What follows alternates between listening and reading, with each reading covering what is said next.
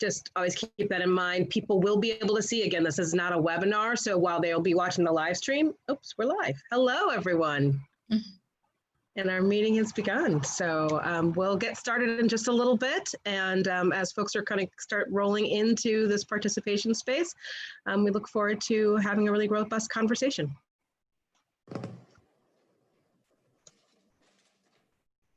Kaya, I don't know if it's still okay to just say, I know that I sometimes have those kinds of connectivity issues where my voice goes in and out, and I might in that moment turn my video off. I don't know if that's helpful to other people to think about as well, but really big Zooms tend to make my computer get a little weird.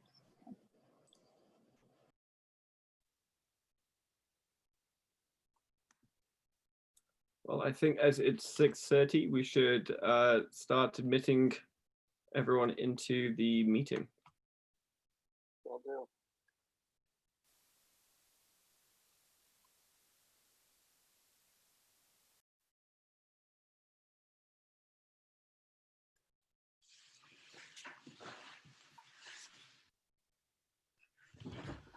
I do know that Senator Sorokin is trying. He's struggling to get in, so hopefully he'll be here in a second.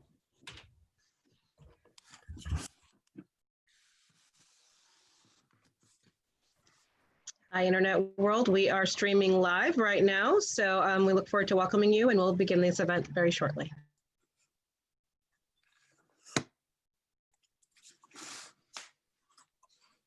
Senator Pearson, I just wanted to thank you for sending across some of the Zoom links to the other candidates. I believe a couple of them have now managed to get in. As we wait for people to arrive, I just wanted to go over the agenda with everyone. So we will be having an introduction and a land acknowledgement. Sorry, Kaya. We are live and streaming right now, so everyone can see everything we're talking about right now. So this is pretty exciting. After we have a land acknowledgement and introductions, we will have candidate introductions. So each candidate gets 3 minutes to present their platform.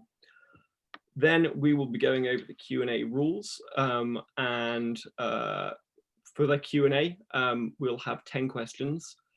Each candidate will be asked 2 of those questions, so it'll be 2 candidates per question, and you'll alternate going first on the first question and the second, or vice versa. And then lastly, we'll be having opening up the floor for RAD members to ask Q&A. So I ask for RAD members to put their questions into the chat throughout the entirety of this forum. And please, when you do put a question, say who you're directing that to, and then we'll be picking from those questions at the end of this forum.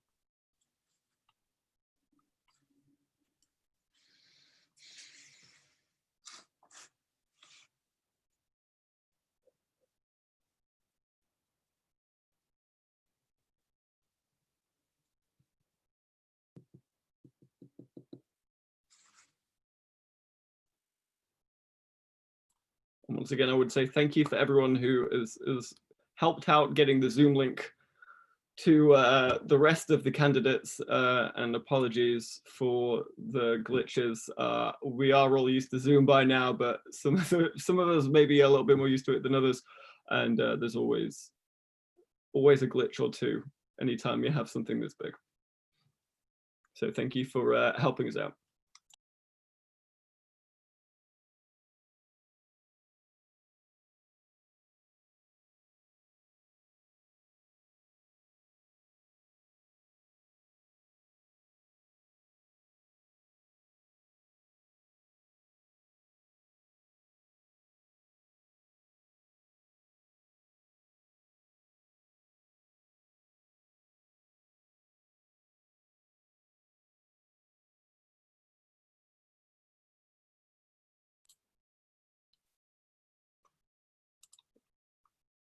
Welcome everyone to the RAD Candidate Forum. We're going to give it another minute or two to make sure everyone is in who wants to get in, and make sure all our candidates are ready and in the room.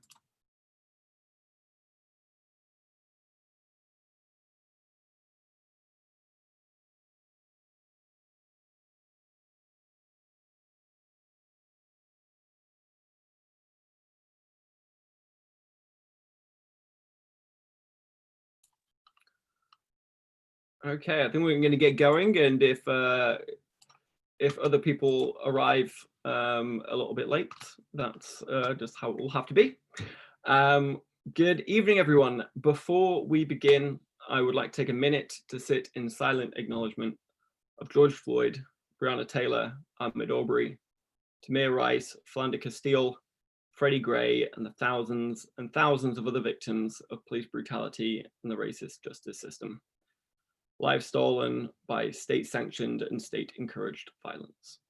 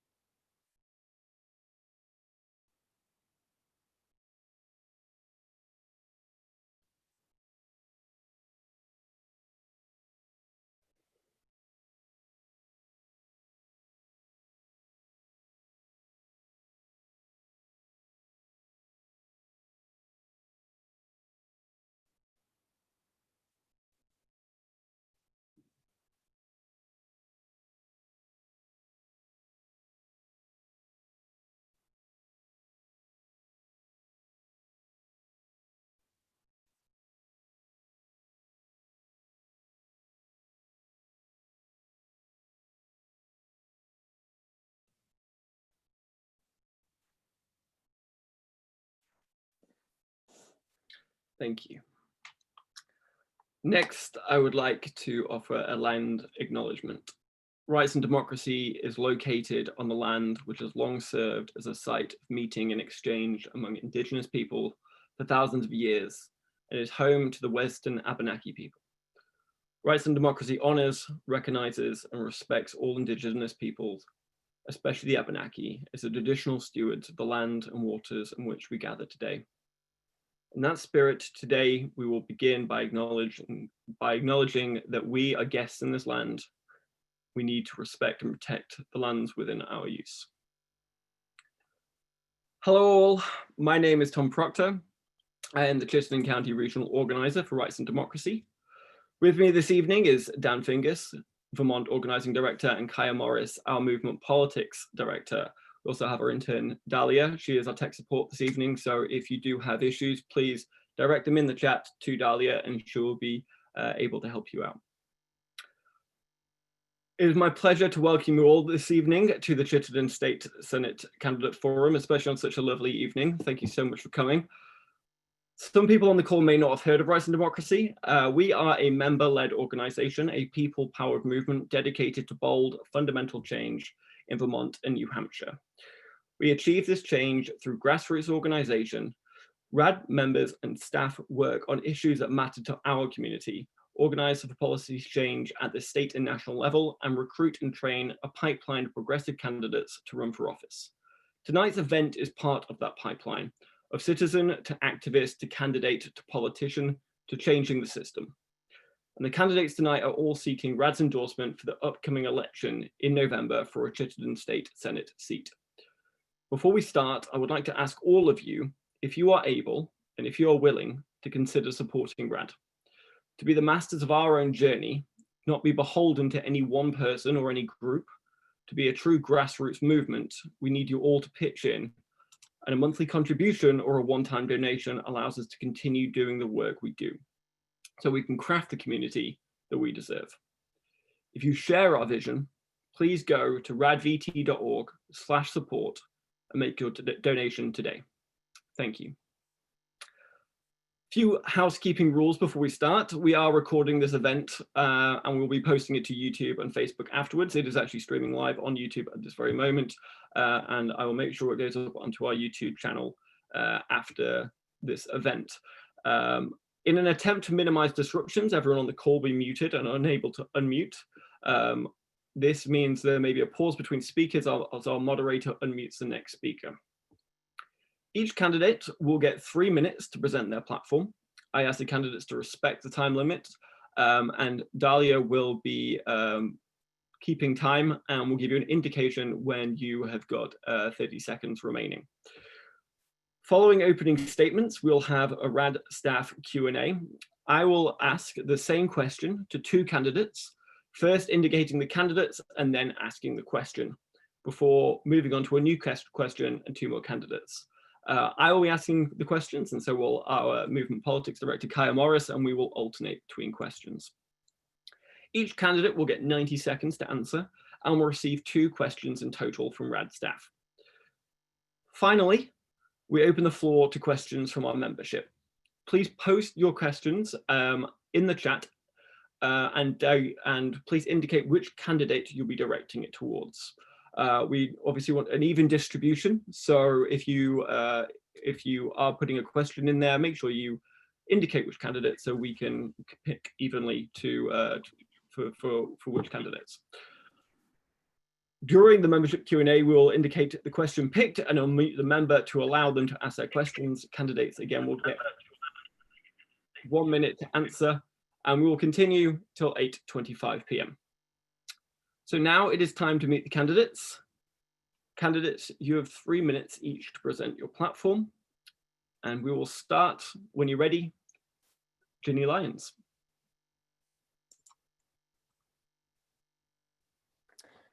Thank you.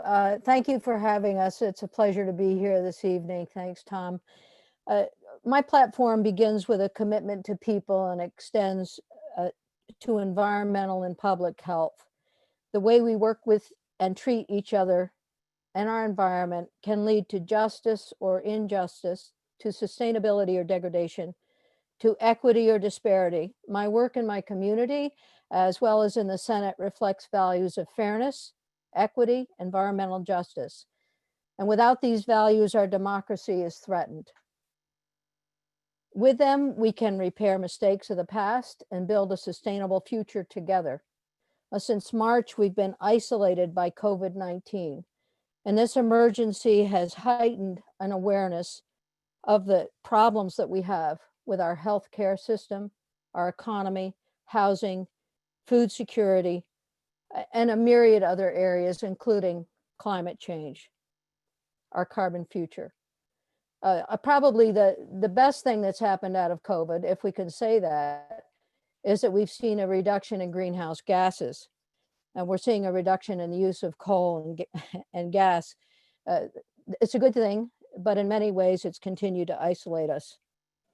This pandemic has reminded me of John Muir, who said that in an ecosystem, if you try to isolate one thing, everything follows, everything is connected. And I think the COVID pandemic is a string that's teaching us how connected we are and how important each person is, whether it's a nurse in the OR, a checkout counter worker, a custodian. The importance of people cannot be left unsaid. While I've been in the Senate, I've worked very hard to work on many bills. And I thought I'd just mention a few of those issues that I've worked on. In addition to working on COVID-19 response since March and working every day, we've been on Zoom meetings, many of us, from 8 or 7 in the morning until 6 or 7 at night. And it's important that you understand how hard the Senate and the House is working to relieve us of the problems that we're seeing related to COVID-19. My work in the Senate it stretches for many years. I have been very much committed to climate change issues. In 2005 and 6, when no one was talking about climate change, I passed a bill to establish greenhouse gas reduction goals. As a result of that, I then introduced a bill that put a carbon tax on unregulated fuels, which was vetoed, and tried several years after that to pass that bill. It was vetoed. We were going to use that money for our Efficiency Vermont weatherization programs. In addition to that, I've worked very hard over the years on producing bills related to chemicals and toxic chemicals in consumer products, children's products, lead, mercury, bisphenol A, phthalates, and this year, PFAS and other chemicals in consumer products. We started with kids products and we've moved on more general. Am I finished? Sorry, I should have gone okay.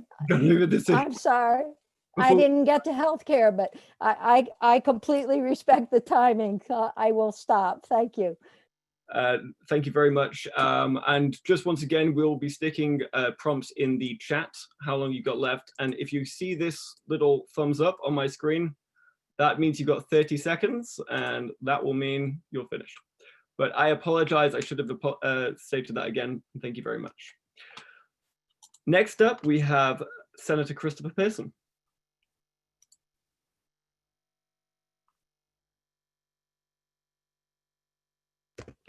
Okay, I'm supposed to unmute myself. Thank you, everybody.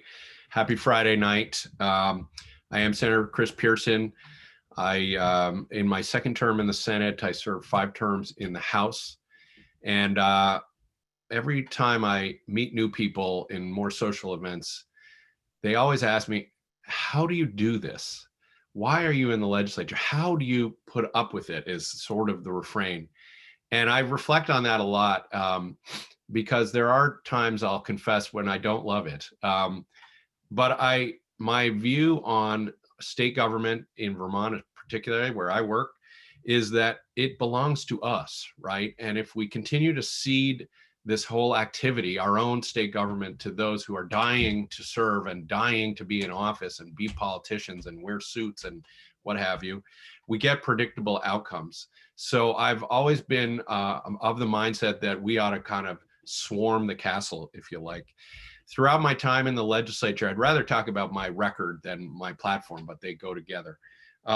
I've tried to push the debate further. I've tried to change what is possible to talk about. I have introduced countless bills that have gone nowhere, but have begun the conversation. And if you trace them, you can see them weave their way through my time there. For instance, I been very vocal that we need to tax the rich. I was the first person to introduce a divestment bill. I have, in fact, the Senate now has passed a ban on corporate donation monies. That was my bill. I introduced the right to repair so that we try to reclaim some power from corporations. I was the first to introduce a $15 minimum wage bill, now been vetoed by the governor. I was the first to introduce the concept around fair contracts, all those standard form contracts that we sign our life away when you get a cell phone or whatever, handing away tons of your rights. Vermont has now led the way there. Lately, I was the co-founder of the Climate Caucus, now over 80 members of the House and Senate, trying to elevate this crisis and generate activity and an actual leadership response. More lately in the Senate, I have been focused on water quality. I was one of the leaders that came up with a sustainable funding source for our clean water work. I'm the vice chair of the Ag Committee, and I've been focused on sustainable agriculture. Diversified agriculture, regenerative agriculture is the future for not only our rural economy, but for a sustainable planet. I've enjoyed taking on pharma and working with my Senate colleagues, including Senator Lyons, to try to re-import drugs from Canada and get medicine be affordable. And over, my theme is government ought to reflect actual people, the actual strata of the economy that we have in our state, not just the wealthy, which is too often exactly what we do. And I'm proud of that. I'm proud to have your endorsement in the past, and I look forward to this discussion. Thanks so much. Thank you, Senator Pearson. Right on the 3-minute dot. Well done. Got lucky. Next up, we've got Michael Sorotkin.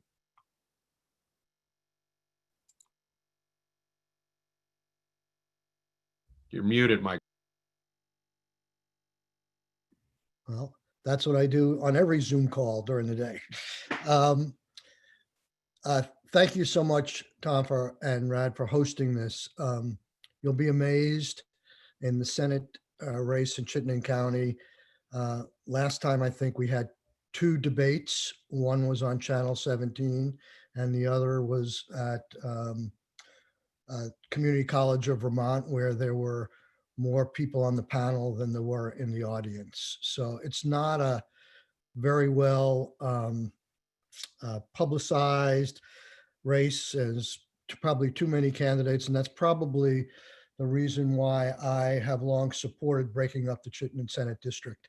That's just an aside. And I do that counter to my own self-interest, but more for the purpose to let voters understand who they're voting for and have a clear choice, as opposed going to the ballot, frequently not knowing who they're voting for and just going based on name recognition. So I think that's an important point. In next election, the district will be no more than 3 senators in any county in the state of Vermont. So my history, what I'd like to share with you is I started out as a lawyer at Vermont Legal Aid, and I worked there and became the chair of the Senior Citizens Law Project, and I was there for about 6 years. And I would tend to get frustrated seeing the same Social Security cases, unemployment cases, and the same pattern over and over again. And I was very intrigued with the concept of class action litigation. I'm a lawyer by trade, because when you did a class action, you could affect the lives of so many more people than just one, and you change a policy. When I got the opportunity at Legal Aid to go work in the State House as a lobbyist for senior citizens in 1981, and I've been there virtually every day since in the State House, my eyes opened up. Not only was it a colorful place to do, but you could really promote systemic change.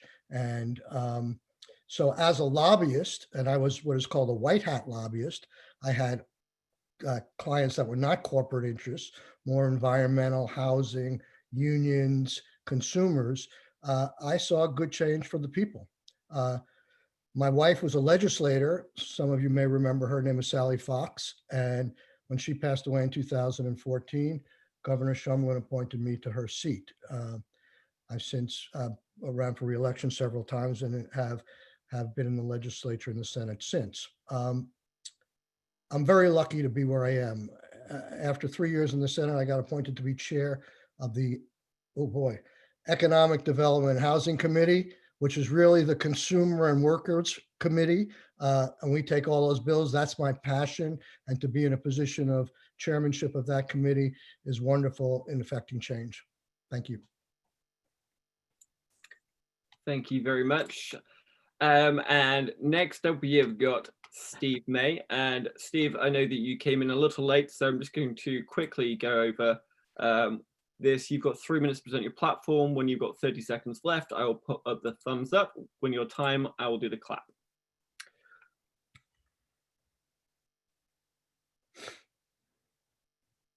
And whenever you're ready, we have to hear from you.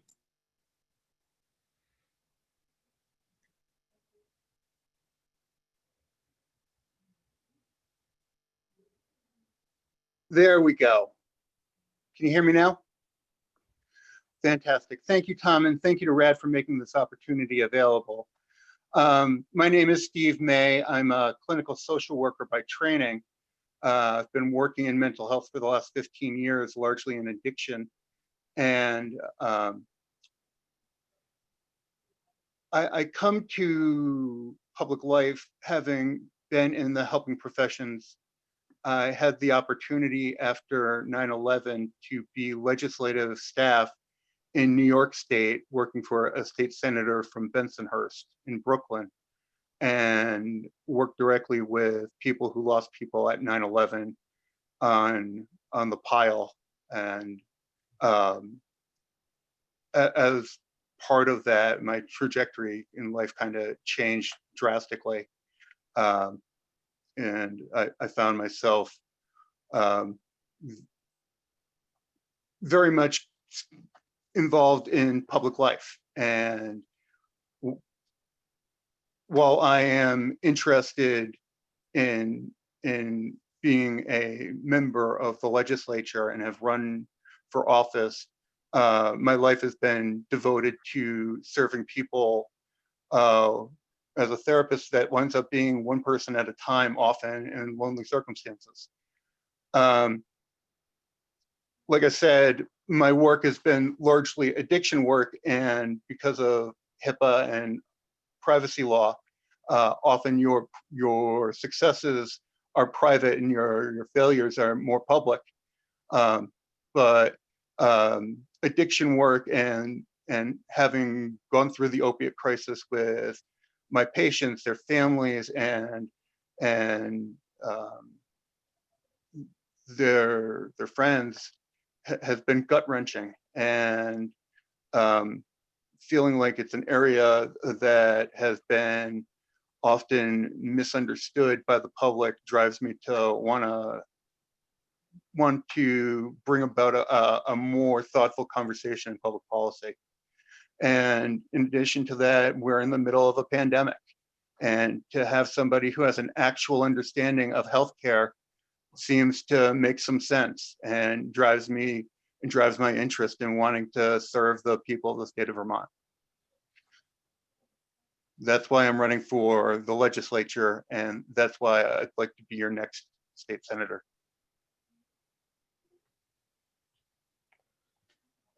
Thank you very much, Steve.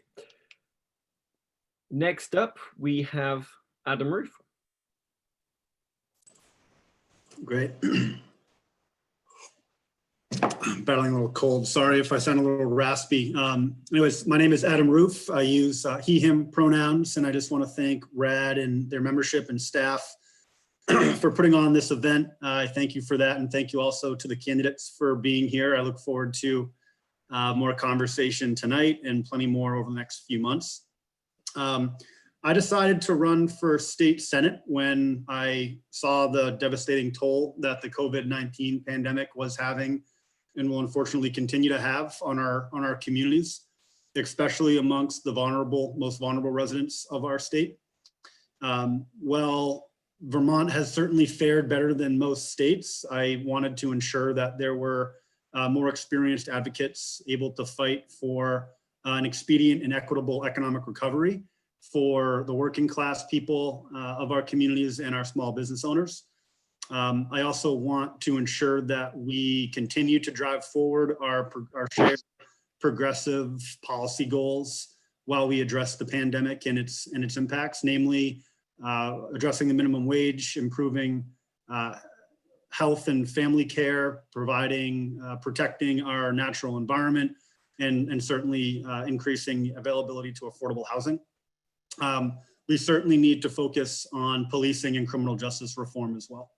And say that Vermont simply must commit to directing its public resources towards solutions that are appropriate for the complex problems that we face today, not those that we faced many years ago. In particular, I think we must commit to evolving how we police our communities and reimagine our justice system in many different ways. We must be bold in rethinking public safety in our communities and pursue with conviction structural reform with a focus on ensuring equitable justice for all. I want to bring my work experience as well to my service. I always have. I run a small local nonprofit here in Burlington with the mission of economic and community development with a focus on workforce development. And this work has taken on, frankly, a new meaning since the pandemic has set in, with me spending most of my time working to promote access to technology for small businesses and to support workers who have historically been left behind by conventional economic development funding. Lastly, I'm not sure where my time is, just yell at me when I keep going. I'm a graduate of UVM, a former trustee as well at UVM, and the first to graduate from college in my family. I grew up in a blue collar working class family that taught me a great deal about hard work and the importance of making sure that people have equitable access to opportunity. And these are the principles that guide me in all facets of my life and would guide me as a state senator in the legislature. Thanks. Thank you, Adam. Next we have Erhard Manke. Thanks, Tom. And thanks, everybody. Thanks to RAD for having this forum tonight. And it's great to see a lot of familiar faces and some unfamiliar faces. Again, my name's Erhard Manke, and I thought I'd start just by giving a little bit of background and why I'm running, and then talk a little bit about what I would hope to do and focus on if elected. And obviously would be honored and love to have RAD support in this effort. So a lot of folks who do know me know that I've been a long time affordable housing advocate, and would say that my activism and my advocacy really started almost 40 years ago. I was first inspired by then Mayor Bernie Sanders back in the early 80s, worked on Bernie's first, all of his early campaigns, and had the good fortune to be a city councilor in Burlington for 2 terms while Bernie was mayor. And we did a lot of really great, and I still look back at that time as probably one of the most exciting and productive times of my life, because of the policies that we were able to enact at the local level in spite of opposition at in so many different ways, especially since it was during the Reagan era.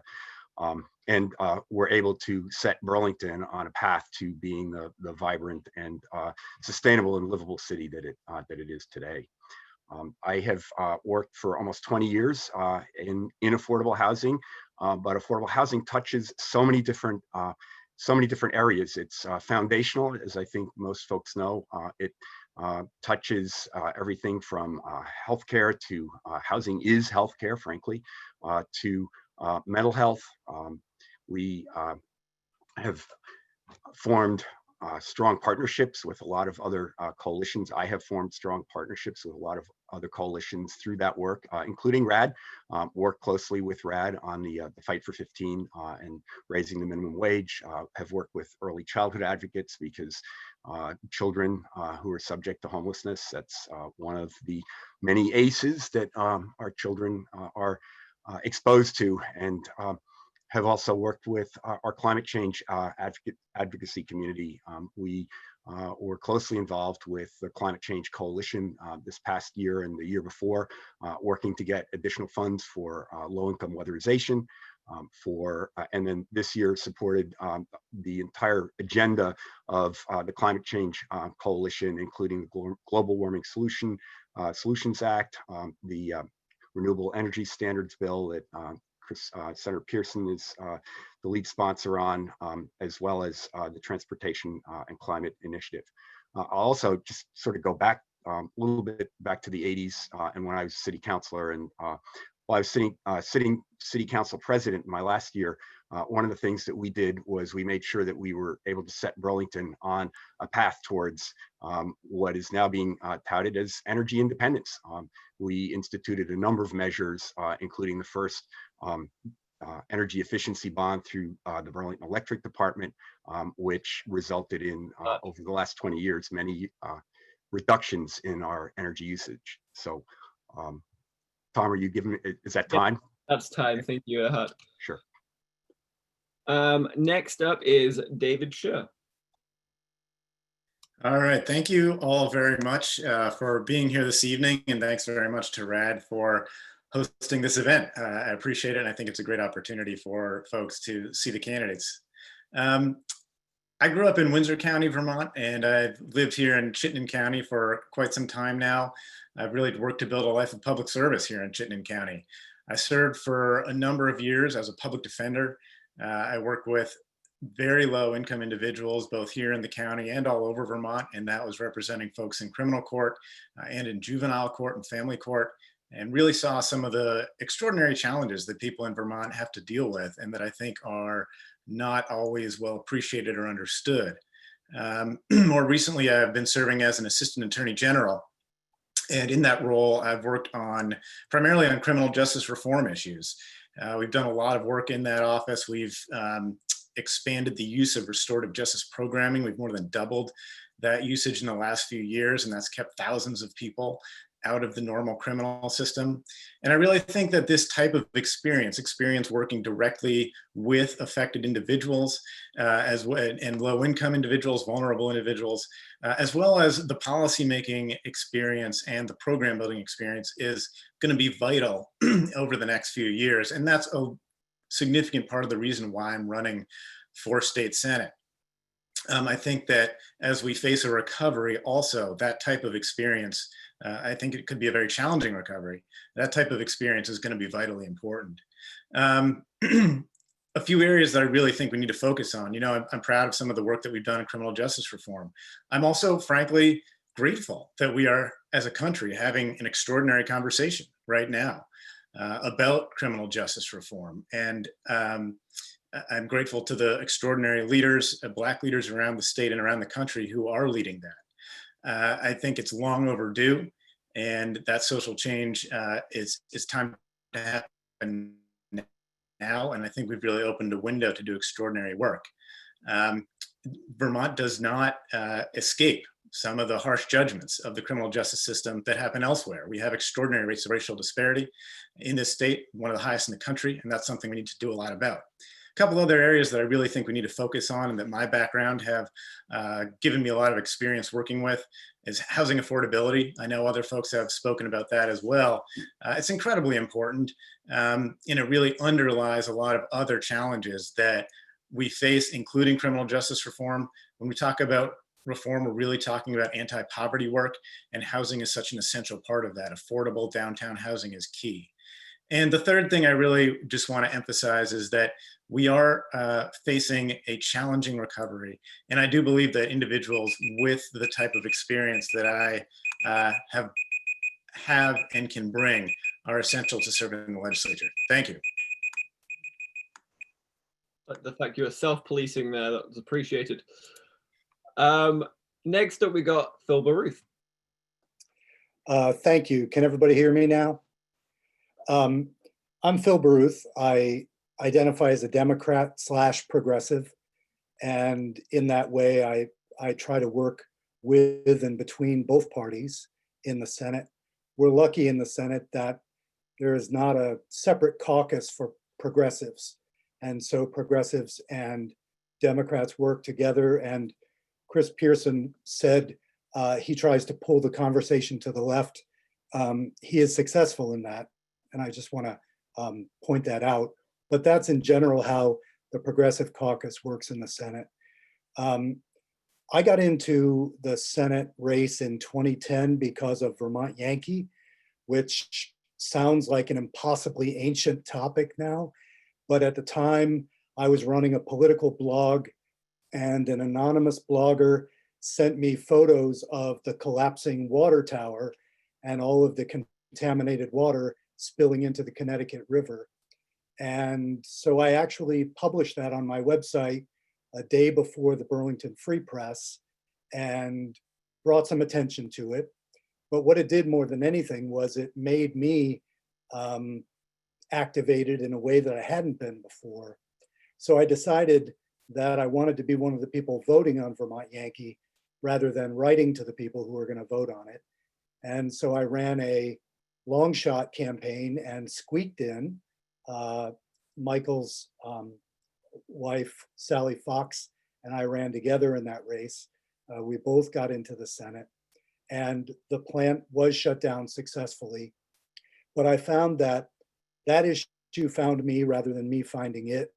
And the same thing happened after Sandy Hook. I was devastated by that incident for reasons that still, it escapes me that not everybody was so affected by it.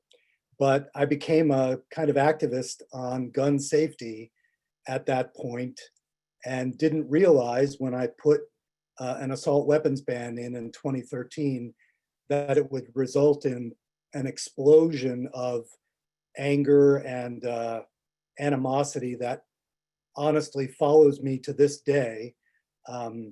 I can't have certain sorts of websites because they are constantly attacked by gun rights advocates. I see Alyssa Black here. She and I worked together this past session on waiting periods. We were not successful yet, but I have been successful in the past with universal background checks and S55, which was built around the universal background checks bill. Very recently, I was moved to the Judiciary Committee, and there I work with David Scher, among other people, on criminal justice reform. So one of the things that I've been very concerned with is life without parole, ending it, getting rid of it, not using it anymore. Just this morning, we were working on a bill to end chokeholds and to significantly decrease and regulate the use of deadly force. So I'll stop there. Thank you, Phil. And finally, we have got Keisha Rem. Thanks so much, Tom. Good evening, everyone. My name is Keisha Ram. I use she, her, hers pronouns. I really want to thank you for having me. I also wanted to start by reflecting on what today means to a lot of people in the country for many reasons. Today is the 53rd anniversary of the Loving v. Virginia decision. And for someone like me who's multiracial, it's a really important day where our families were recognized in the legal system and our legal processes in the country as relevant, valid, and lawful. Speaking on the heels of Senator Baruth, it's also the 4th anniversary of the Pulse nightclub shooting in Orlando. So I was certainly adding them to my thoughts and reflections and trying to take strength to do more on gun safety. So I really appreciate both Alyssa and Phil on that front. So I have served in the state legislature for 8 years. I started in 2008. That was a very different era that we were in. And certainly I had met Barack Obama 2 years before when he was senator-elect, helping Bernie Sanders with his Senate race. And I was fortunate enough to introduce both of them on stage and have then Senator Obama encouraged me to run for office. 2 years later, we shared a ballot and I became the youngest legislator in the country, and he became the 44th president of the United States. In my 8 years in the legislature, I really focused on the intersectionality that I think has always been present in our country, but is now being recognized in our legal system as really important to make sure we don't create policies that leave people behind. My driving force getting into the legislature was introducing environmental justice legislation, traveling the state and visiting manufactured home communities and former asbestos mines and refugee homes with lead poisoning, and realizing that we have a very silent struggle with environmental health in the state. It's an issue that I continue to work on professionally to this day, and I'm working on legislation that I would introduce, November 4th, to start to work on environmental justice issues in Vermont. That is part and parcel with social and racial and economic justice issues that I fought for as well. When we're talking about being the first to introduce certain pieces of legislation, a long time ago, I introduced independent investigation into use of force by police. And, in my mind, it's not just important when it results in a death. People like me have had police officers brandish weapons at them, and almost every person of color in the country has an experience like that. And so we need to really be monitoring use of force, use of weapons, the climate that many people of color and many people with disabilities live with in the state of fear around police officers. I'm grateful to Representative Brian Chena, who's on the call. I introduced Indigenous Peoples Day, a while back, and I'm so grateful he got that passed. I'm sure we'll have a chance to talk about other legislation, but in my last 30 seconds, I just wanted to say I would be truly honored to have RAD's endorsement as a grassroots organization that represents so many of the wonderful people on this call. You would be in good company. I received People for American Way Foundation's endorsement today, as well as Rachel's Action Network, Congressman Ro Khanna, who's also endorsed Dave Zuckerman, as well as about a quarter of the local and state elected officials in Chittenden County. Thank you. Thank you, Keisha. Thank you, all the candidates. Now it's time for our Q&A. I would like to note that Thomas Chittenden cannot make it this evening. And so the questions in which he were meant to be addressed to him will now just be addressed to the one person. As a reminder, candidates get 90 seconds to answer the question. And I will say the candidates' names, and then I will ask a question. And I will name 2 candidates for each question for the majority of the questions. I will ask the first question and Kai will ask the second. And again, we'll give you the 30-second thumbs up and your time is up clap. So we're going to start with healthcare. This question is for Michael Sirotkin. The cost of healthcare are skyrocketing, and our current for-profit insurance system is unaffordable for the majority of Vermonters. The state has allowed the private insurance market to place a significant increase on premiums year after year. COVID may push some hospitals, medical centers, and doctors' offices to close. Our medical workforce is unstable and prescription prices are ever increasing. What are the areas of policy reform you will support to guarantee healthcare as a human right for all Vermont residents? And again, that goes to Michael Sirotkin.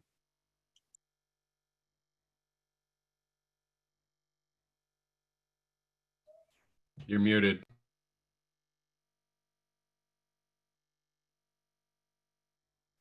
Thank you, Chris. Uh, Chris takes care of me in the legislature. So as I said before, I started off my career as a lobbyist for a group called the Community of Vermont Elders, COVE. And I think I consider myself the proud author and founder of a program called the Vermont Pharmacal Assistance Program that helps seniors buy their drugs. And it's been around for about 20 years now. So I had a lot of experience with healthcare, specifically as it relates to seniors. And when I got into the Senate, I started to focus on the cost of prescription drugs, working with several senators who are on this panel right now, trying to get greater transparency and in pricing of drugs and forming a buying group through Canada. All of these things are still works in progress. There's a lot of federal hurdles to overcome. I have been a lead sponsor and champion of protecting independent practices, which really has me butting heads against the medical center of the Hospital of Vermont because they're buying up all these independent practices and working in some ways with overpowering Blue Cross Blue Shield, get much higher reimbursement rates for their services within the hospital settings than people are allowed to get in private practices. So these private practices are really in danger of closing down. Thank you, Matt. Thank you. And Kaya will be asking the next question. Perfect. All right, thank you, everyone. So this question's around solidarity and progressivism. So progressives stand tall against enormous forces working against their agenda, from industry to media to institutions to politicians across the political spectrum. For progressives to win and for progressive policy to succeed, it's important that we stand together and that we support each other in solidarity. Can you share with us, has there been a time when you did not support the most progressive candidate in a local race? And if so, what was your reasoning? This question is directed at Keisha Ram and Senator Phil Baruth. Keisha, would you go first, please? Absolutely. So I think one of the clearest examples of that for me was Deanna Gonzalez in Winooski when she was first running. You know, I was just talking to the mayor of Winooski who's supporting me in my race, Christine Lott. I was talking to her about her endorsement of me. I was telling her about a candidate who I'm really fond of in Winooski, Taylor Small, who Representative Gonzalez has tapped to replace her. And the next day, Mayor Lott called me back and said, actually, my husband's going to run for the seat. So this is going to get a little awkward. So, you know, I think things like that, you know, frankly, happen frequently when personalities, relationships, and the ability and need to do good work, you know, get in the way of always being able to live into your values. Clem Bissonette was somebody that I relied on heavily when it came to economic issues, the bike path in Burlington, the TIFF district that's helped us develop the downtown and bring in more revenue to the education fund. And, you know, he asked for my help and I gave it to him, not knowing Deanna. I've had that experience a lot too. I had a lot of other Democrats support other candidates against me, you know, in my House races, et cetera. I know what it's like not to be an incumbent. So, you know, Deanna and I have since, I think, been able to do a lot of work together, including working together to get Hal Colston elected, the first Black man to represent Chittenden County in the legislature. So I think there's always an opportunity to come back and work together again. So I'll just jump in. So as I said initially, I identify as a Democrat/progressive. Both parties have given me their endorsement, but that's been an effect of the last 4 years. Before that, I was a Democrat exclusively. And in my early runs, I was, I think, more likely simply to support Democrats because it was the party I had come up in, because I knew people. But as I got working in the legislature, I realized that my policies, my ideology, my instincts, my intuitions tended often to go more to the left than the Democratic Party was willing to go. So I developed a basic rule, which was, given that I represent both parties, in contested primaries, I often don't support either candidate. That is exclusively. I support both of them with my advice, my help, whatever I can offer. The only exception I make to that is when I have had someone who has been personally extremely helpful in my work and my career. Selena Colburn is somebody who, when she ran as a progressive, I did come out early and support her and got significant blowback from Democrats for doing so. But I felt that was where I needed to be because of, as Keisha said, the personal relationship as well as the policy. Thank you, Phil. This next question will be directed towards Steve May and Adam Roof. Our criminal justice system needs major reform. Vermont has the highest rate per capita of Black men incarcerated. Interactions with law enforcement show significant racial disparities in police interactions for people of color. And the Racial Justice Alliance is currently advocating for a 30% reduction in police staff in Burlington, firing of 3 officers found to have committed brutality in the past 3 years. They're demanding that we remove SROs from schools. Do you support all of these positions? And if not, why not? That question first is to Steve May. Thank you, Tom. So first thing, police reform is important, it's necessary, but I think it's a thing that you want to go through one piece at a time. SROs in Richmond, where I live, have been very helpful and gets a lot of support in our local community. I understand in Winooski and South Burlington and Burlington, that is less so.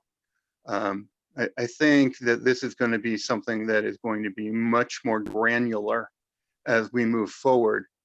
I applaud the legislature for moving on chokeholds today. I think that's the kind of legislation that is necessary and prudent. I think that we should challenge one another to bring home all of our prisoners that are outside Vermont within the next year. I think that is a goal that we can achieve, should achieve, and is in the best interest of the state, and would serve the public good. And the remainder of these things are going to have to be done one piece at a time. So that's where I come down. Thank you, Stephen. Next, Adam Roof. Yeah, I'll touch on each one of these. I just want to make sure I'm answering the question. So I'll go through each point as quickly as I can. I believe the first piece that I'll speak to is the 30% reduction in police budget for the city of Burlington. I have experience with this budget quite intimately as city council for 5 years until just recently. Do I think that the police budget is too high? Yes, I do. I felt this way for some time. You also have to recognize the dynamics that go into not just a reduction in police budget, but to the second point around the firing of officers. We can't sleep on the realities of the power that police unions have that speak both to the budget and to the firing. I am in favor of labor, but we also need to recognize that the protections that police unions have in place do speak to these issues. So the city council or the mayor or the police chief even do not have the outright ability to fire officers. And there are budget contracts there are aspects of the contract that do implicate budget. So do I think that there needs to be a reduction? Yes. Do I think that 30% is the right number? It might be. It might be less, it might be more. We need to be, and to the point of SRO officers, I think this speaks to an important aspect of this discussion. And I spoke to it in my introduction. Are we deploying resources, and both human and otherwise, to solve for the problems of today? If we were going to build an infrastructure to solve for public safety, in public health, whether it be in our schools or otherwise, would we design an infrastructure that relied on armed police officers? Probably not. I think that we've put more and more in the realm of policing in the name of convenience, and I think that has backfired, and we're seeing that rampant across the country. I think that our police departments need to have less responsibility. Frankly, they've been asking for that, and we need to invest in more resources towards people and assets that can serve the community in better ways. That's both in our schools and outside of our schools as well. That's time. Thank you. Over to you, Kaya. Yes, thank you. Unmuting. Appreciate it. So the economic impacts of this time are uncertain and devastating to many in Vermont. We have a growing unemployment crisis affecting thousands of Vermont families, while thousands more are so-called essential workers within this pandemic and are being asked to put themselves and their families in harm's way.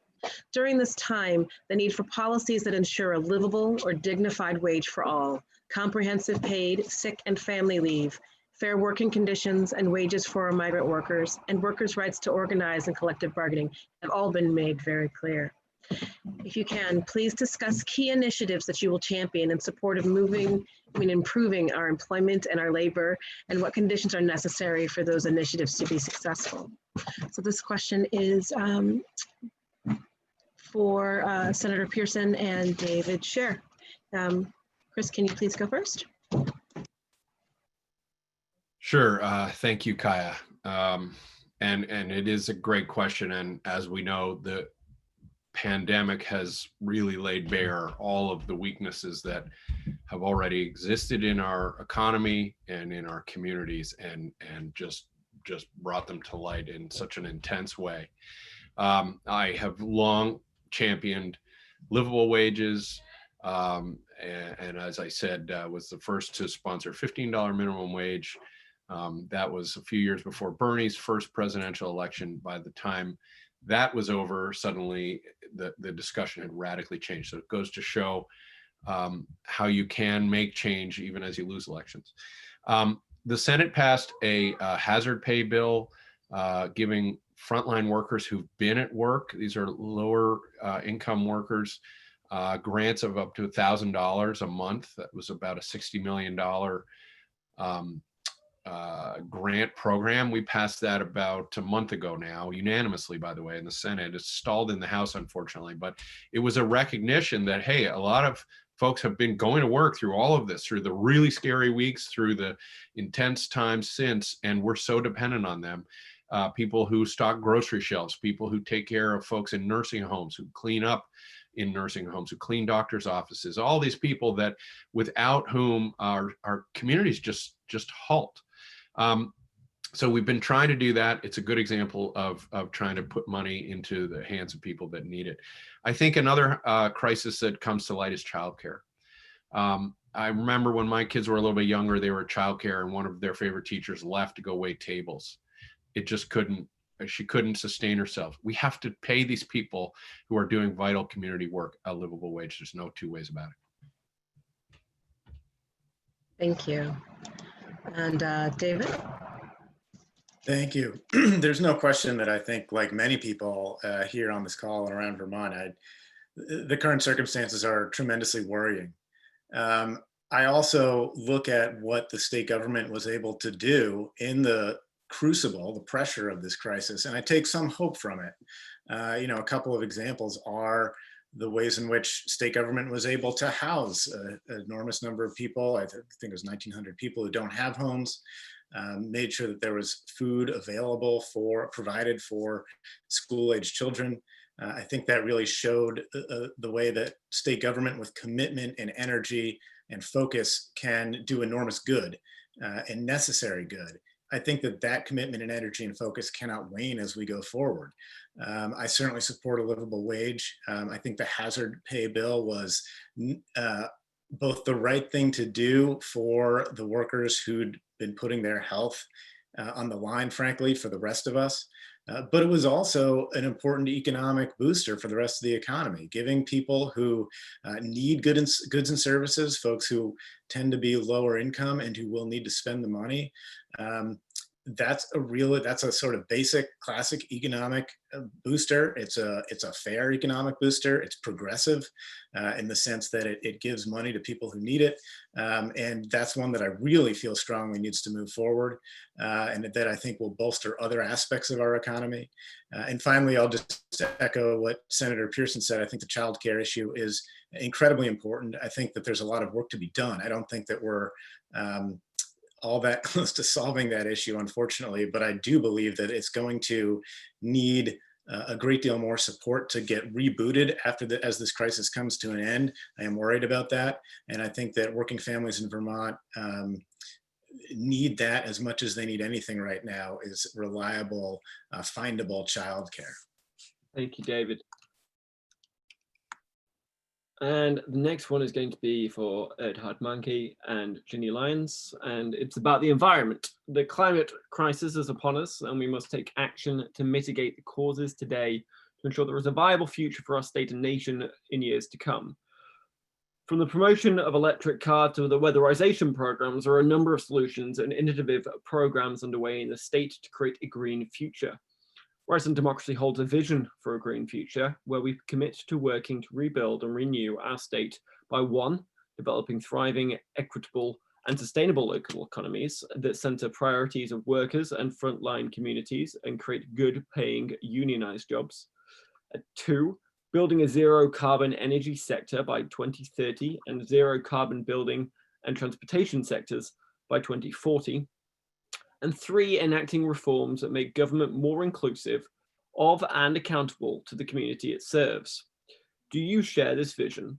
And what are some of the key initiatives that you plan to champion to get us there? And that first goes to Erhard.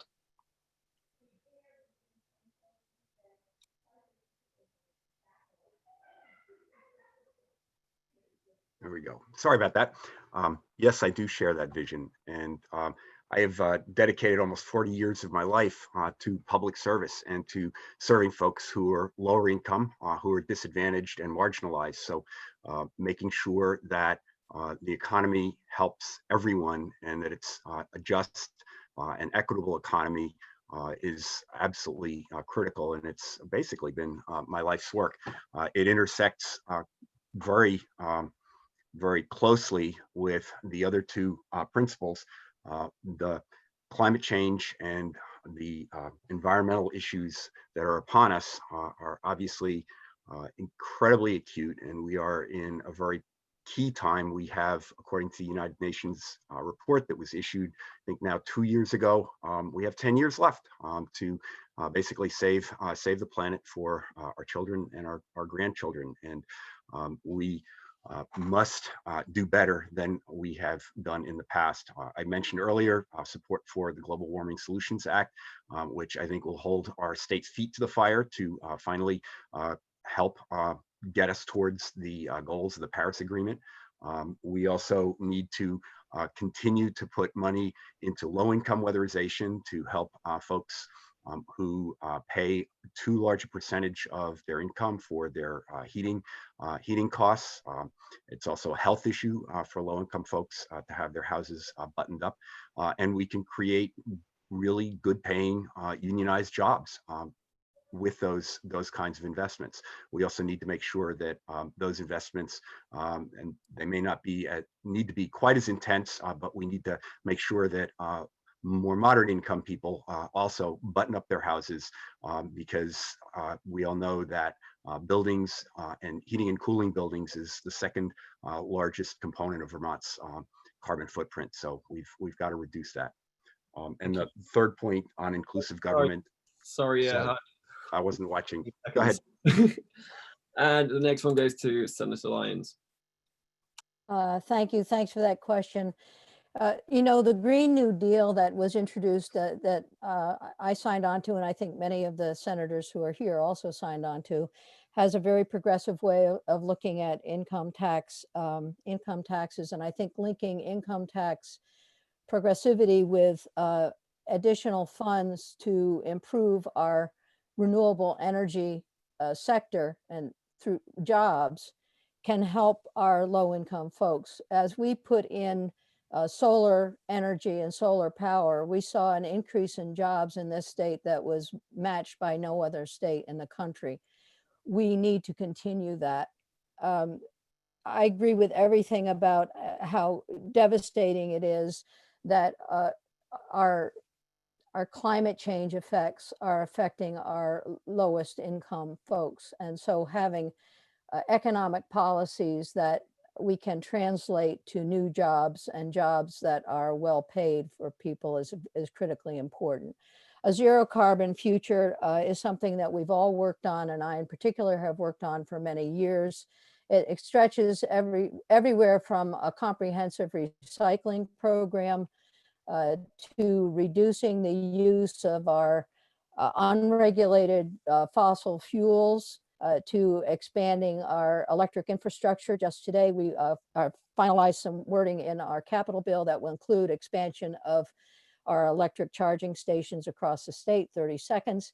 And then I will say, I forgot what I was going to say, but it's just critical that we continue to work to lower the temperature that is now 4 degrees higher in winter and 2 degrees higher in summer. And it's going to take extended effort to pass the bills that we currently have, and Transportation Climate Initiative, a bill that I introduced, and now it's happening without the bill. It's good. Thank you very much. So this next question is around higher education. So Vermont State College system is vulnerable right now, and proposals have been made to close campuses.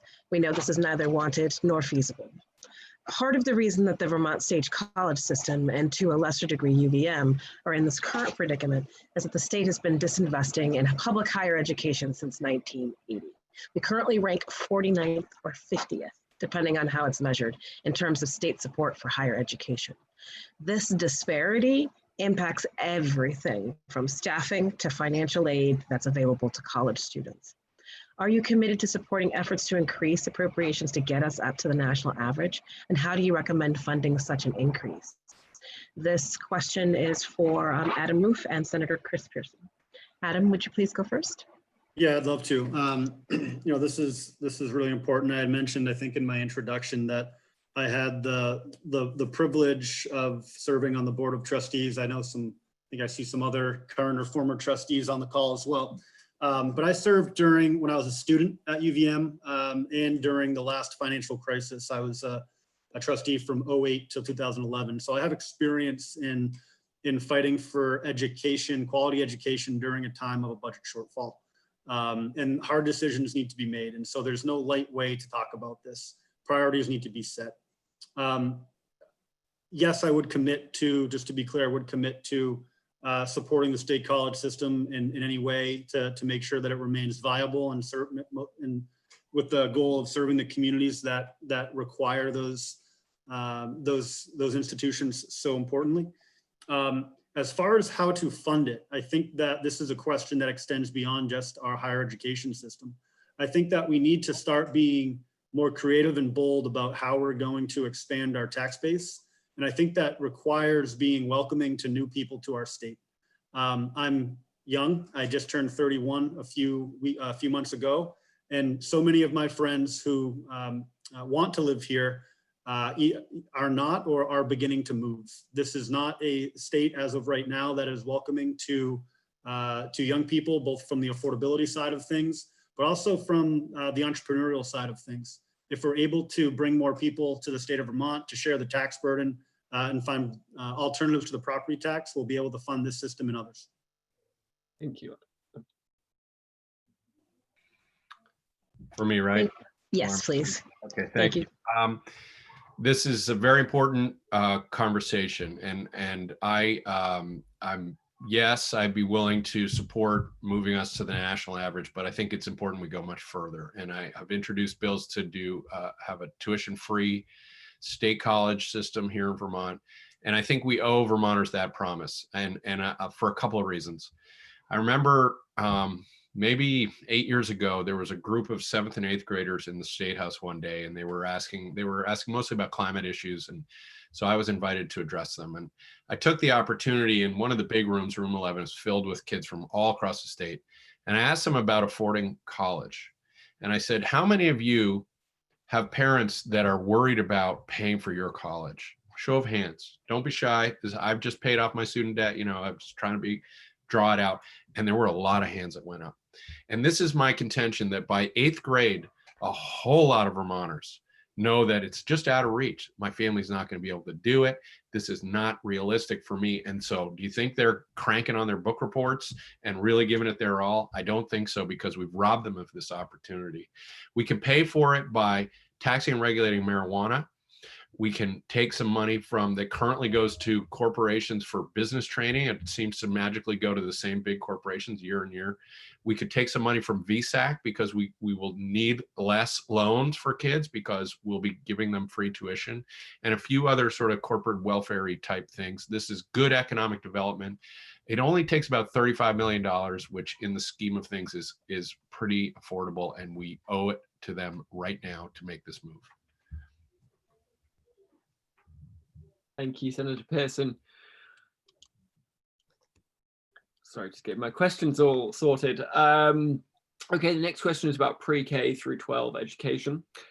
This pandemic has challenged our public education system in ways that we did not know were possible before. Families are struggling to support their students in an online learning environment, and students who have disabilities are potentially falling through the cracks. Students from communities that have been historically marginalized will continue to experience separate and unequal outcomes from our private and public education system. What do you see as a key root cause of the current challenges in our current educational system, and how will you impact those challenges in your role? And that first goes out to Michael Sirotkin, and then, well, actually that's just going to go out to Michael. Oh. Phil's dying to answer that question. Thank you. So I also, in the Senate, I serve on the Finance Committee, and we're constantly faced with the financing of schools and the pressures on the K through 12 budget and property taxes. We have, in some ways, we have a progressive tax system in the state of Vermont for property taxes. People don't necessarily realize it, but we also need to go further. In recent years, we've cut back on that progressivity a little bit by lowering the threshold of where you can get a reduction in your property taxes based upon income. But this year, we are facing a $150 million shortfall in the K through 12 budget coming up next year, because we've made this connection, which I quite frankly don't understand. And I mean, I understand it, but I don't understand why it was done, where we make education funding depending upon our sales tax. Is it true that I'm done with my time already? I saw a thumb. Thumb is 30 seconds. Oh, 30 seconds. Okay. So we made our education funding dependent upon sales tax receipts and rooms and meals tax. And when you do that and you have a pandemic and you have all these consumer taxes going down, all of a sudden, because you have a dedicated funding source, you're in a position where you can't massage the budget as well as you otherwise would. So I think we have to recognize that we're losing these monies because we're tied to these consumption taxes, and we have to break that tie. Thank you. So in this vein, let's talk a little bit about raising the wage. Sorry, words are a little sticky for me right now, a full day of talking. So at the end of 2019, Vermont finally raised the minimum wage from $10.96 from 2020, set to $12.55 by 2022. While this is a start, in 2018, the Vermont Basic Need Budget and Livable Wage concluded that a livable wage in Vermont is $13.34. A livable wage for all would lift thousands out of poverty, inject money into our local economy, and reward our workers a morally adequate amount for the labor that they produce. What is your stance on raising the minimum wage to a living wage or to a dignified wage during your term? This question is for Senator Baruth and for Hardman. Okay, I just want to say, if anybody wants answers to the previous two questions, I got them, just email me. On minimum wage, I was on the Economic Development Committee for 6 years, and we did raise the minimum wage when I was there. I've since, as I said, moved to judiciary, but I want to give a hand to Michael Sirotkin. He has steeped himself in these issues over the last 4 years, and he has tried incredibly hard. And the Senate, led by Senate President Tim Ash, got behind a $15 minimum wage in line with Bernie Sanders' campaign. And we worked very hard to try to get there. Frankly, there's two chambers and you have to agree to pass a law. We just couldn't get by the governor on the one hand and the House on the other.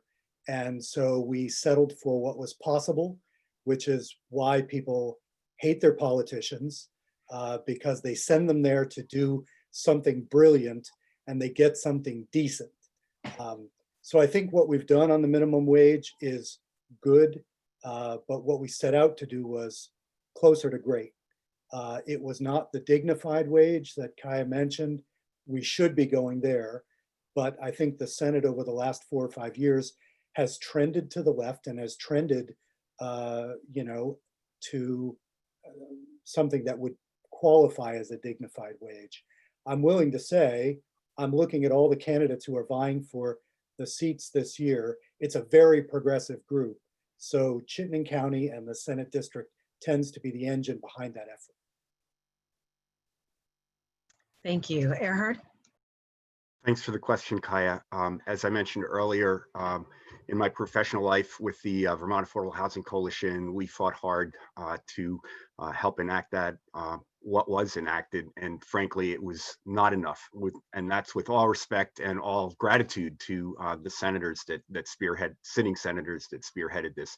A $15 an hour minimum wage is woefully inadequate. If you look at our housing costs, we have a barometer in housing called the housing wage to afford a 2-bedroom apartment and have it be affordable to you. In the state of Vermont, on average, a modest 2-bedroom apartment, you need to earn $23 an hour. In the greater Burlington area, you need to earn approximately $27 an hour. And clearly, we have just way too many people who are paying 40, 50, 60, and sometimes 70% of their income for their shelter costs. And as a result, they don't have enough left over for other basic life services, basic life needs, or the kinds of services that they need to lead a basic dignified life with quality. So we have always advocated for as high an increase as is possible to the minimum wage, and would continue to fight for that if elected. I'll also note that having the low wages that we have and the high housing costs creates a disparate impact on folks with disabilities, on people of color who tend to be more represented in lower income demographics in the state. And so it's an absolute critical thing to increase, keep increasing the minimum wage. Thank you. Thank you, Erhard. Next question is on taxes. We live in a country that taxes its richest at a lower rate than we tax the poorest among us. In Vermont, we have the highest top property tax in the country, and we pay more on average than any other resident from any other state. In order for the poorest among us to be alleviated from this burden and to redress the inequality of the federal tax rates, we would need to implement a far, far more progressive tax system in which those earning the most and with the most valuable assets get taxed at a far higher rate. Do you support a more progressive tax system for Vermont? And if not, why not? And this first goes up to Senator Lyons and then Keisha Ram.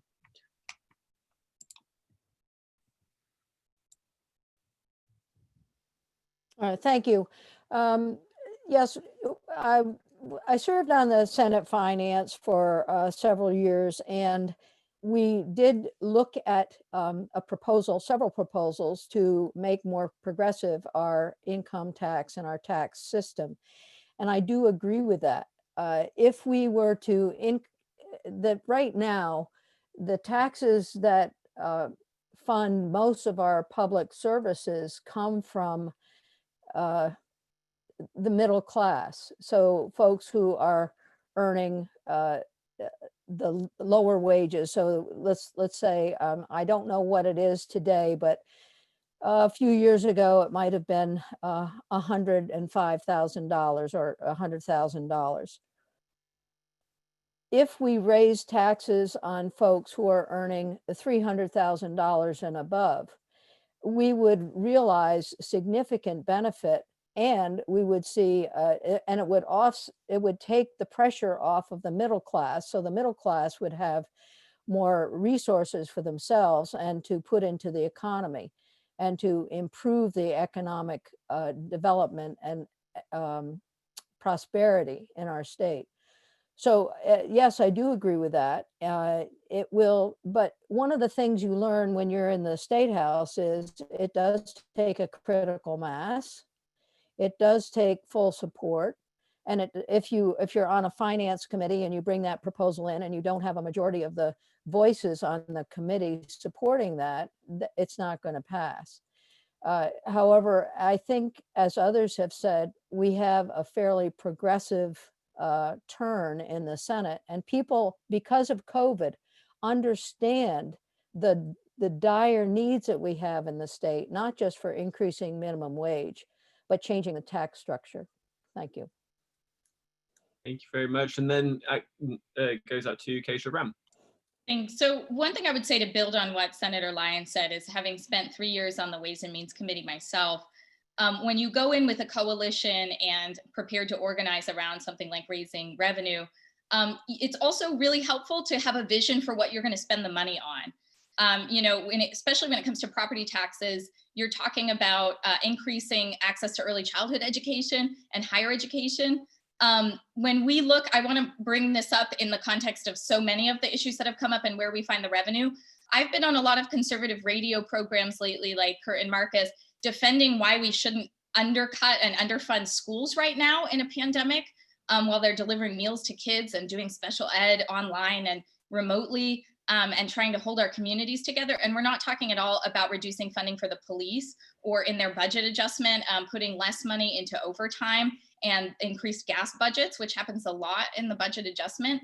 So yes, I support a progressive property tax. I think we need to put it right into things that reduce crime, like early childhood education, housing, and higher education. And we need to be thinking in my, in my ideal world, about attaching the Green New Deal investment to exactly what people are going to experience with transportation solutions.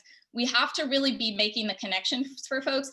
You all had a question about electric vehicles, but we know that for most Vermonters, about 90% of what we would get from helping them with transportation solutions would be buses, bikes, and other solutions that really help disrupt the lack of transportation they have in their communities. So it's, I think, really important to focus on our vision for the future when we raise revenue.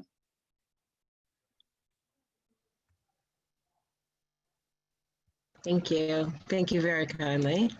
All right, so now we are down to our final question before we'll switch over to audience questions. So this is around housing. So based on 2009 statistics, we have just over 1,000 people experiencing homelessness in Vermont on any given day. During the COVID crisis, we were able to provide housing for everyone that required it. While costs are always cited when discussing housing for all, it has been theorized that the cost of state-paid healthcare, mental health services, and social services for those who are forced to live on the street due to the stress and strain that it puts on one's body far outweighs the cost of creating housing for all. What is your stance on housing for all, and how do we provide shelter for Vermont's most vulnerable people? These questions are directed to David Scher and Steve May. David, would you start off? Thank you. Yes. There's no question that housing for all is incredibly important, and it is something I support. I've spent a lot of my career working in criminal courtrooms, in juvenile courtrooms, and it is so clear that economic stability underlies so many of the issues that bring people into those systems. And let me tell you, those systems are much more expensive on the whole and in the long run than simply providing housing for all up front. This is an issue that is both an issue of sort of economic justice and fairness for the individuals who are involved. And it is also an issue that will provide stability and a stronger economy and lower budgetary pressures for all of us. This is, I think, one of those policy issues that, yes, it will take some political will to summon the upfront cost that may be associated with it. But A, we've seen that with sufficient pressure, we can do it. We just did it. And B, I think that the economic argument in favor of it is really unassailable. Again, there's so many downstream costs that come from not doing this, and that come from not doing it, and also the upside to doing it is so significant. When we talk about the cost of the criminal system, when we talk about the cost to kids not being able to focus in schools, when we talk about kids getting moved from school to school, it's a tremendous burden on the individuals involved. And I think, again, we would see such a stronger economic outcome for all of us, for all Vermonters, if that's a step that we took, and I strongly support it. Thank you. Steve? So, like David, I also very much am an advocate of housing first. And it really comes down to dignity. When you allow people to have a place to rest their head, you also have a place where social workers are able to access patients. You have a place where you have a hub of services, and you are now able to access patients on a regular basis. It creates the opportunity for a series of interactions that wouldn't happen if those individuals were on the street. And overall, it represents a cost savings to the people of the state that you wouldn't capture otherwise. It really does represent a win-win. It allows the individual that's being housed the opportunity to get the care they really need. And it shifts the conversation from their housing need to the other medical, mental health, and physical health needs that they have. So for all of those reasons, I think housing first makes a lot of sense in terms of fiscal needs and in terms of mental health.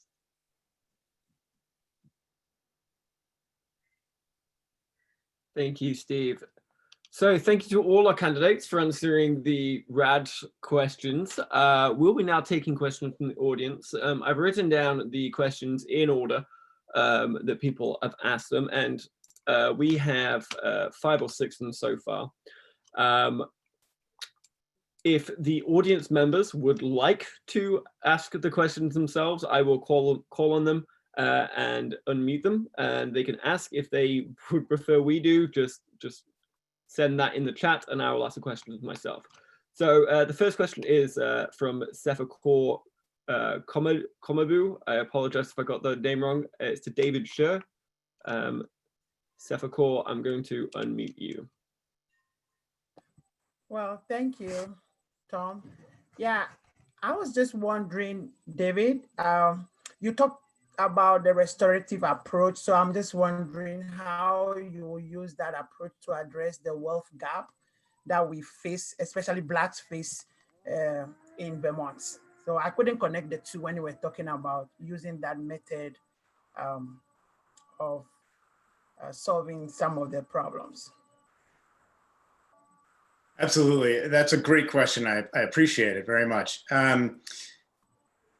The criminal justice system in Vermont, 85% of all the defendants who go through it qualify for a public defender, which means 85%. That means that they are very low income. They're living in poverty. The criminal justice system is a system that primarily polices and prosecutes the poor. Restorative justice in Vermont takes people out of that system It redirects them. It means that if you get that sort of, if you get transitioned to that side of things, you will not have a criminal conviction. And I believe that it does a better job of repairing harm in many cases than the normal criminal system does. With respect to the wealth inequality aspect of it, we're talking about a low-income population that if they don't get the restorative process, is now saddled with a criminal conviction. And that conviction, data shows very clearly, it lowers earning potential, and it lowers job stability. And there's a second factor that layers onto this, which you very correctly brought up, which is that Black and brown Vermonters, the data shows very clearly, are profiled. They are more likely to be stopped and more likely to be searched if they're driving. There's a highly disparate rate of incarceration. And due to reasons of centuries of explicit racism, explicitly racist policies, Black people in this country are much more likely to be lower income. So when you look at a system that is policing and prosecuting the poor, which our system does, Black and brown Vermonters face a double burden because of those historical inequities. And so I think restorative justice works twofold. One, I think the system itself is better. It is more likely in many cases, not in every case, it's not for every case, I understand that.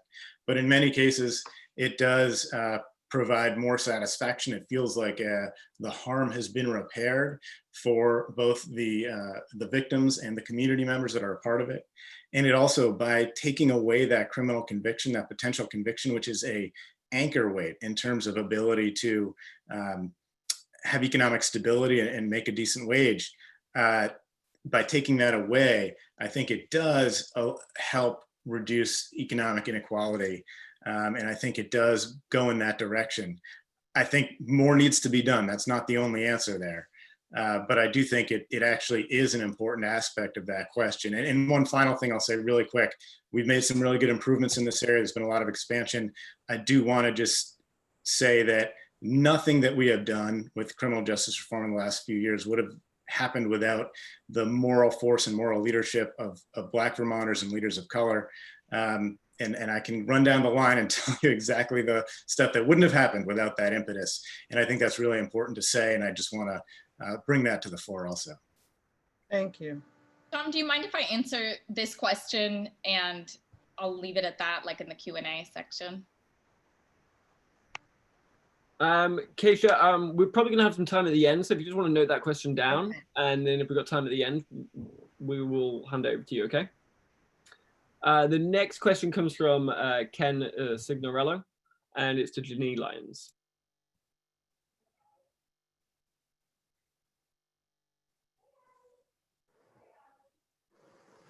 Hello. This question is, it's for Ginny because it seems to be stemming from Williston, but it could be to any senator or candidate. Williston just put forth an interesting charter change. I'm not sure if you're aware of it or not. It's a charter change which basically says that Williston would be able to enact any other charter change that was approved by any other town in Vermont. It's a pretty controversial kind of idea. I actually saw the Governance Operations Committee response to it. It wasn't exactly favorable, as you might well imagine. I'd like to know, are you aware of it? Maybe not by number, but by name? Great. So I'd like to know what your thinking is on it, what you've done to champion it, if anything. And obviously this is an effort to sort of circumvent the Dillon's rule situation that Vermont is in, giving towns the ability to enact their own charter changes and such. So that's basically the question. What do you think of it, and what have you done to support it, if anything? Thank you. Am I unmuted? Yes, thank you. Good question, Ken. I have talked with the chair of GovOps about the Williston charter change. The concern that was expressed by that committee is that what works for one town may not work for another town. Having said that, it seems to me that I actually think it would be kind of neat to allow for Williston to adopt various charter changes that have happened across the state. We passed a bill last year that would put into place a pilot program allowing for communities to self-govern and thereby step aside Dillon's rule. In other words, allow towns to be away from most of the state regulation. That bill has not been passed to the governor as yet, as far as I understand, as far as I know. But I think having that pilot program, and maybe Chris, shake your head yes, did we pass that bill or not?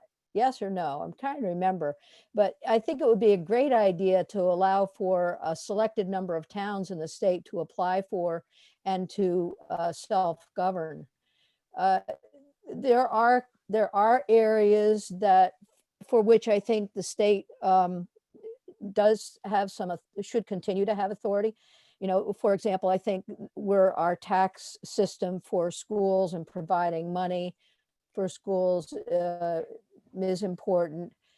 It's only recently that some towns, in particular Chittenden County towns, have the capacity to regulate environmental quality and environmental permitting. So there may be some towns that can't do that. And then finally, some public health areas that I think the state laws should prevail, such as some of our not smoking in restaurants or similar public health guidelines. So I do think we've missed an opportunity if we haven't had towns going forward with the sort of, I call the Dillon's rule exception pilot program. So thank you. Yeah, Tom, this is Erhard. I'd like to answer that question too, if possible. Yeah, again, if you can note the question down, and if we've got time at the end, we will put it out to the... I thought Ken had opened it to other candidates as well. Again, yeah, we'll address that at the end, as it does look like we've got a little bit of extra time. Next up, Jabari Jones to Chris Pearson.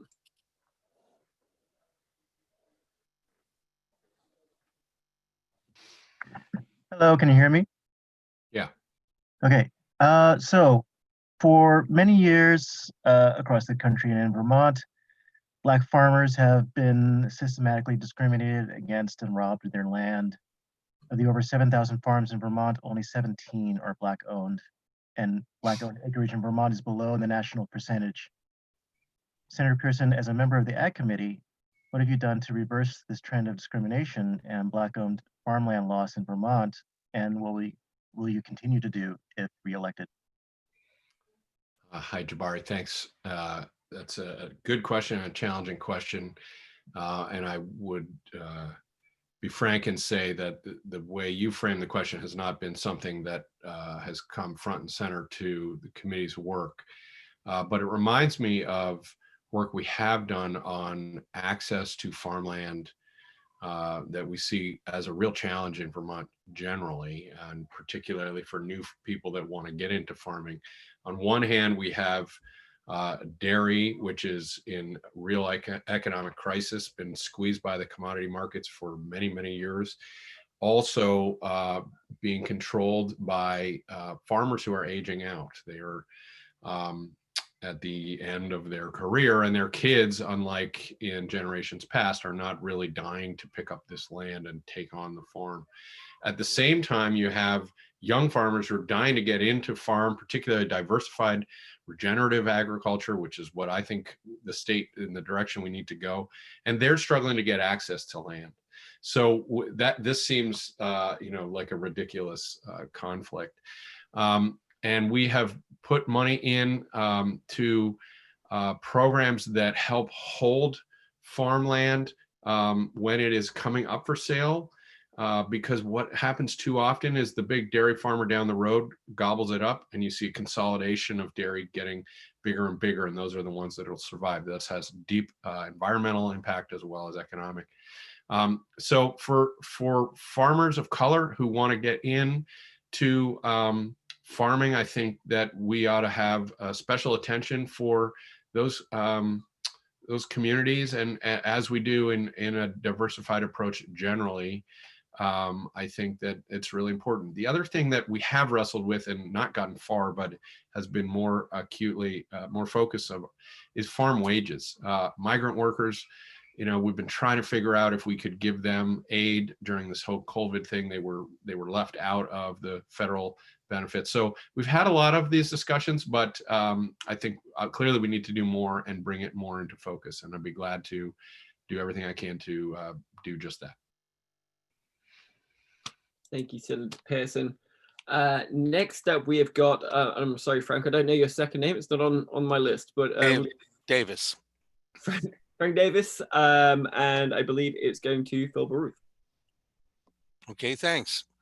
And the reason why I'm bringing this to your attention, Phil, it was going to be either you or Ginny, and Ginny just had a question, is because I'm looking to target an incumbent with the most time in because of the structure of the question itself.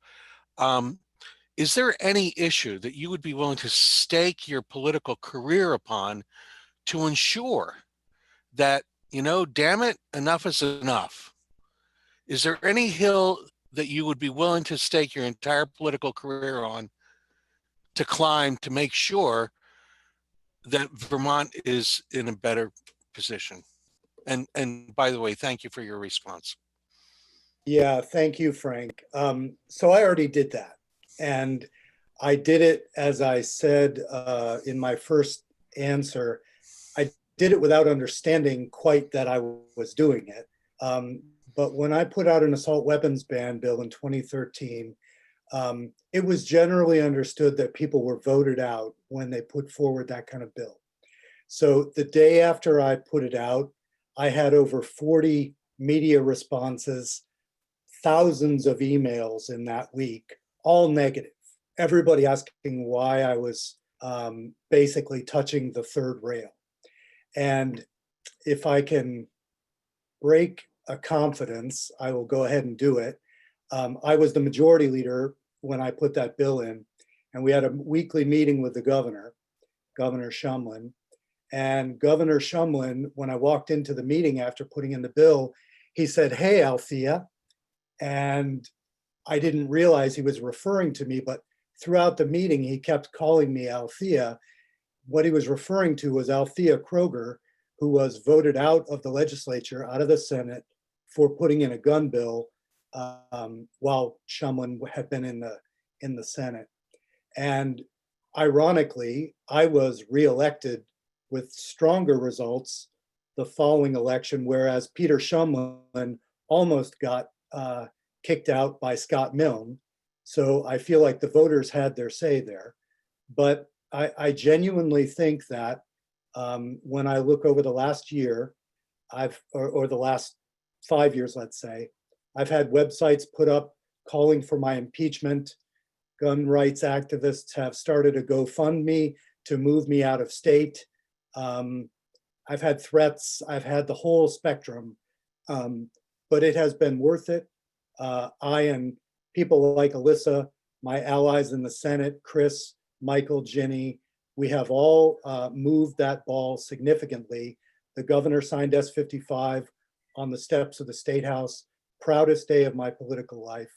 And so thanks, Frank. Thank you. I'm happy to answer that at some point. So if there's time, don't have to. Well, we actually, the last question we got from the audience is actually from Alyssa Black, and I believe it is directed towards you. So I will let her speak it. I didn't know I'd have to speak if I typed it in. So let's talk about guns. How far are you willing to go? Where's your hard stop? At what point do you say, no, enough gun regulation?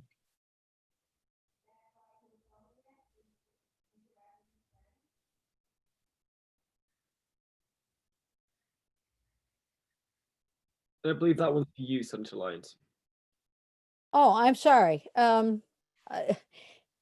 I don't know. I haven't gotten there yet. I know that we haven't done enough. And the recent articles have just come out indicating that people who own guns are much more likely to commit suicide. If you hold things constant for gender, age, and race, ethnicity, people who own a gun, regardless of the type, are more apt to commit suicide. So that for me becomes a really a public health crisis in many ways. So how far do you go? Look at our state is immersed in a culture of hunters, and there are a number of folks who continue to hunt and feel that that's an important part of their lifestyle. And I wouldn't deny them that. But what I do deny is to have AK-47s and other large magazines and guns that are not intended for hunting, but rather intended for killing people. So I haven't gotten to the place where I'm at a hard stop, and I really do thank Senator Baruth for his proactive positions in gun sense. So I can't say any more than that. There is no hard stop. One of the concerns that I do have is the militarization of our police force and the equipment that's available to our police forces from the federal government, from the military. I think that is a real concern. Thank you. And I think we need to encourage our congressional delegation as well as ourselves to limit some of that access. So that's probably not a very popular position with many of our police in the state, but it is, I think, important. When you see a tank being given to a local police company, concern arises. Anyway, thank you. Thank you, Senator Lyons. And so we do have about 10 minutes left, and we did have a couple of candidates that would like to go back to some questions. I believe, Keisha, you wanted to answer the second question, sorry, the first question regarding restorative approach to addressing the wealth gap, especially with concerns to people of color and Black people in Vermont. Thanks, Tom. I appreciate you giving me the chance to answer. I am the only woman of color running for office on the ballot this year. And if I'm elected, I would be the first woman of color in the Senate. I wish that was not the case. Suffolk, I hope you run for office. I hope we see a lot more women of color and people of color running for office. And I know Kaya is working really hard on that. But I did want to say, first of all, even to the gun question, Alyssa, so happy to work with you on things. I was the legal director of our local domestic violence program, but I would probably stop short when I knew that it was going to be used against people of color and low-income people more than your average gun owner. And I think that's what we always face with criminal justice and how tied it is to economic justice. In our school system, we have a school to prison pipeline. We have kids of color and kids with disabilities getting arrested far more than their peers. And then we know that college is one of the greatest income equalizers. And if you've been in suspension, expulsion, had a lot of marks against your record in high school, your parents don't know how to make you college ready, you're not going to be able to go to college and succeed. So all of these things are interrelated. And now we know that there are 30-year differences in life expectancy within, 3 different T stops in Boston. And I'm sure we have, unfortunately, some similar metrics here. We're just not doing a good enough job measuring them. People's lives and dignity and well-being cut short in this pandemic is an issue of economic well-being as well. When you look at new Americans in Burlington and Winooski, economic information is health information. They need to know that they have relevant, supportive economic services in order to be able to stay home and take care of their families. They currently don't have that. And when I brought that up to the state and a lot of leaders, they said Burlington and Winooski can take care of it. Burlington had the resources to do it, Winooski didn't, and look what happened. So all of these things tie back to the economic and emotional well-being of people of color, and is a reason that we know that folks like Raj Chetty have said even Black and Brown Americans who have gotten ahead and achieved the middle class have fallen backwards when it comes to what they can pass on to their kids because of all the systemic racism. Thank you, Keisha. And next, we're going to go to Erhard. I believe, Erhard, you wanted to speak to the charter change that Williston has put forward. I believe it's H949, which is now in committee, or the Dillon rule. So, yeah, maybe you could speak to that a little bit more intelligently than I can. Well, actually, I wasn't familiar with that particular charter change, but just wanted to speak up that municipalities really are creatures of the state. And this has been a problem, I think, for enacting progressive policies at the local level. I spent quite a few years representing the city of Burlington, and the fact that Dillon's rule is that we're a Dillon's rule state really hampered Burlington's ability to enact progressive local policies. Back in the 80s when Bernie was mayor and I was on the city council, we tried to do a whole lot of things progressively at the local level in terms of alternatives to the property tax, which is what municipalities rely on heavily for, or almost exclusively for, local services. And this has a disparate impact on low-income people because if you're relying on property taxes for your local services, people are paying that through their rent. Homeowners are paying that through their property taxes.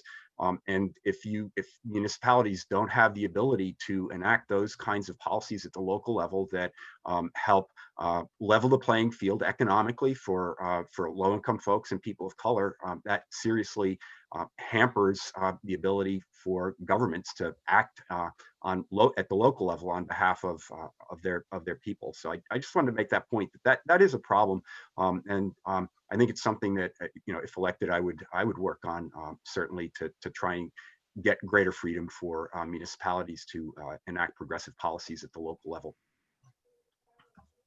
Thank you, and I got a request from Phil Baruth to answer the question on the Vermont State College. So I'm just going to remind everyone of what that question was.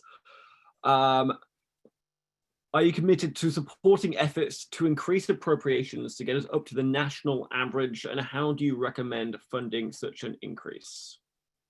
So the reason this question struck me is I just published an op-ed in Vermont Digger. I recommend, if anybody wants to know my position, that's the best expression of it. It's called Tax, Regulate, Educate. And we've talked a lot and we've argued and fantasized about what we might do with tax and regulate money. But the truth is, what's facing the Vermont State Colleges is a completely different order of need. They're looking at half the system collapsing. So what I suggested was that tax and regulate, which is currently in a conference committee, could be passed with some minor changes that the governor is suggesting, but that we speed it up by 1 year, because the current bill would take 2 years to have the money begin to come in.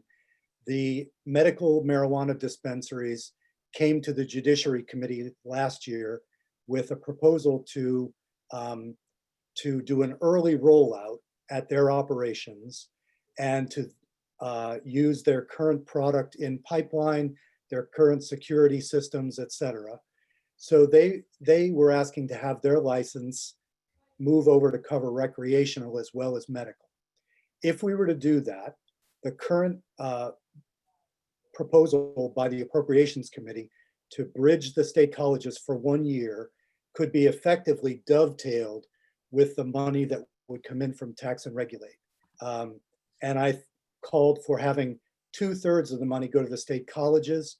If you add that, which is about 20 million, to the 33 million we currently allocate, that's 50 plus, which puts us right in the average for New England states in terms of 30% support.